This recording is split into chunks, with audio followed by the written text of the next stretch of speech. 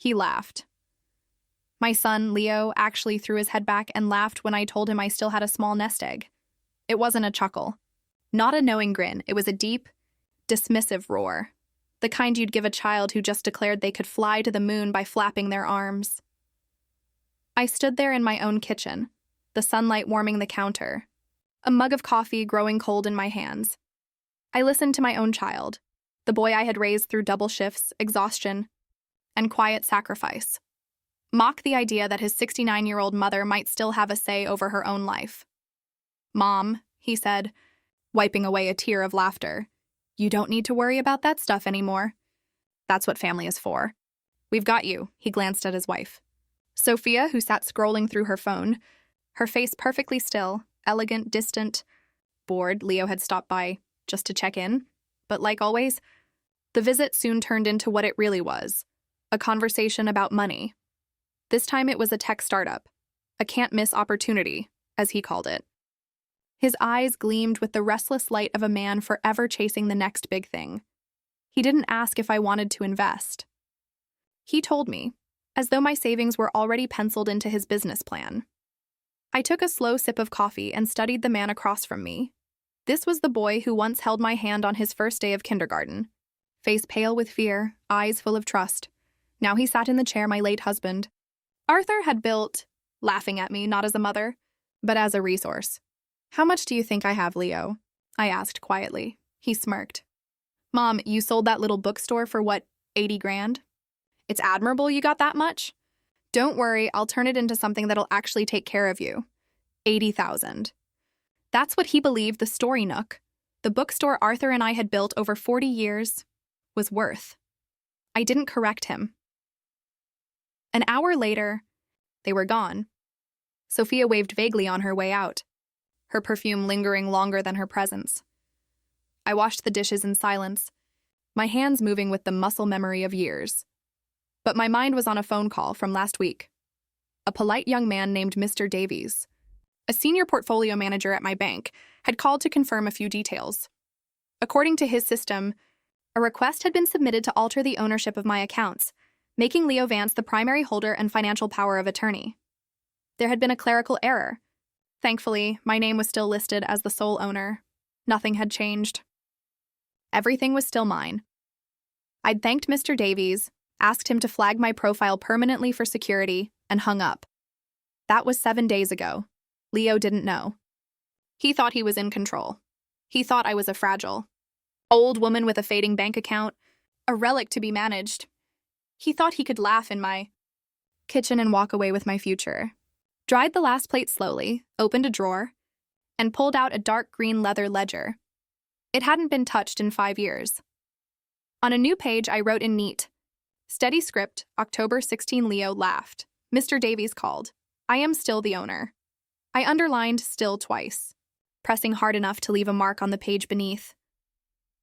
That night, I couldn't sleep, not from anger, though something colder moved beneath my ribs. It was clarity. For the first time since Arthur died, I felt truly awake. The next morning, I brewed Earl Grey tea, strong, dark, and opened the ledger beside me. Mr. Davies' voice echoed in my head. Mrs. Vance, forms were submitted requesting your son be listed as your caretaker. Caretaker. The word had stuck in my throat like glass. What does the system say now?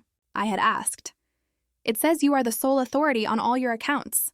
He'd replied. Nothing has been changed. He hadn't sounded surprised.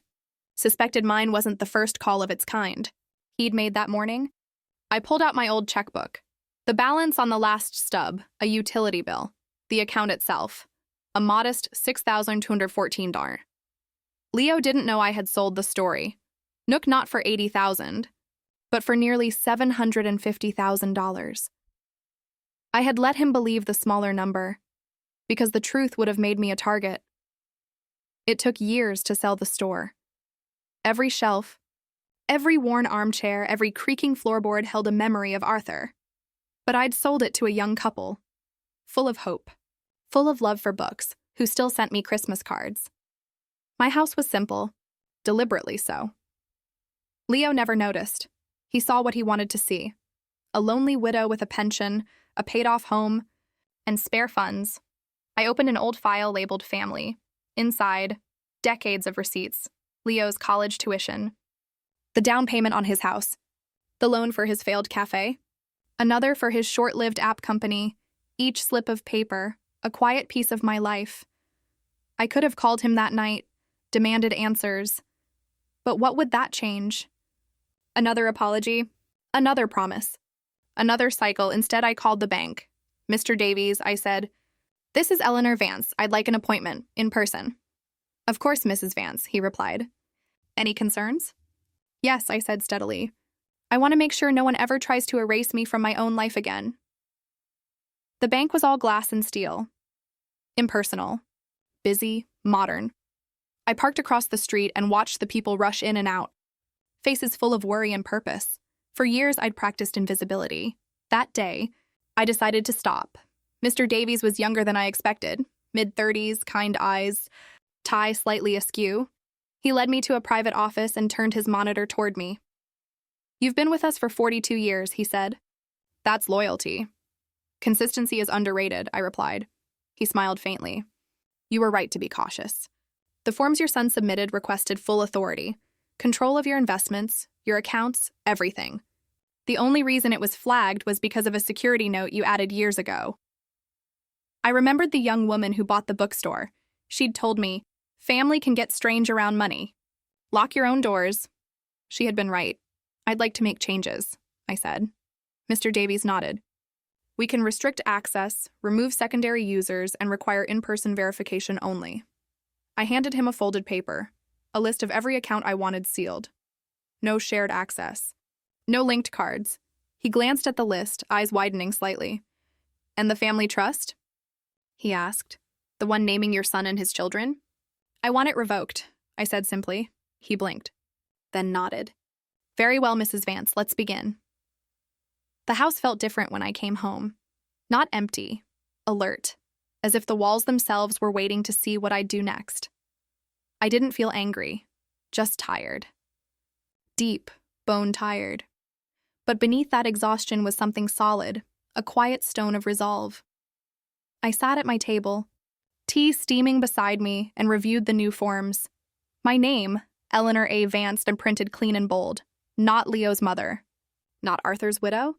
Just me, the account holder, the author of her own life. When the doorbell rang later that day, I half expected Leo. Instead, it was Sophia. She stood on my porch in a cashmere coat, sunglasses too large for the cloudy afternoon. "Eleanor," she said smoothly, "do you have a minute?" I stepped aside. She moved through my living room like an appraiser, her gaze sweeping over my modest furniture with faint disdain. "This is awkward," she began, setting her designer bag on the table. "But I thought we should clear the air. Leo's been under a lot of stress. This company, it's about building a legacy for our family." That word again. Legacy. "You filed paperwork to control my money?" I said evenly. "We thought it'd be easier," she said quickly. "You know, in case anything happened to you. I'm not sick." "Sophia?" "Of course not," she murmured, faltering, but there it was. Their plan. A future where I'd be managed. My life itemized and accounted for. I poured tea for both of us. She didn't touch hers. "You were hoping I wouldn't notice," I said quietly. "That I'd just sign whatever you put in front of me because I'm old and trusting." "Eleanor, that's not fair." "No," I said. "What's not fair is that I paid for your hospital bills, your braces, your holidays, and you still believed you had the right to orchestrate my life like a transaction." Her jaw tightened, then she pulled an envelope from her bag. "The business plan," she said. "Leo thought you might reconsider once you saw the numbers." I pushed it back toward her. "I'm not angry, Sophia. I'm simply done." She stood, trembling slightly. "You'll regret this," she whispered. I smiled faintly. "No, I don't think I will." That night, the phone stayed silent. No calls. No messages, only peace, thin and unfamiliar, but real. The next afternoon, the phone rang again. "Clara, my granddaughter." "Hi, Grandma," she said, trying to sound cheerful. "Just wanted to see how you're doing." Her voice trembled slightly. "Everything's fine, dear." Come by if you'd like. There was a pause. Dad didn't send you, did he? Silence, then a quiet, no. I smiled. It's all right, sweetheart. Come anyway. When she arrived, she hugged me tightly. I gave her cookies, and the real kind, with butter and brown sugar. For a while, we talked about her art classes, then her face darkened. Dad's upset, she whispered. He said something about the bank. Yes, I said softly. Something happened. Her eyes widened. You mean, he tried to... I nodded. She looked down. I didn't know, I swear. I thought you liked helping. I did, I said.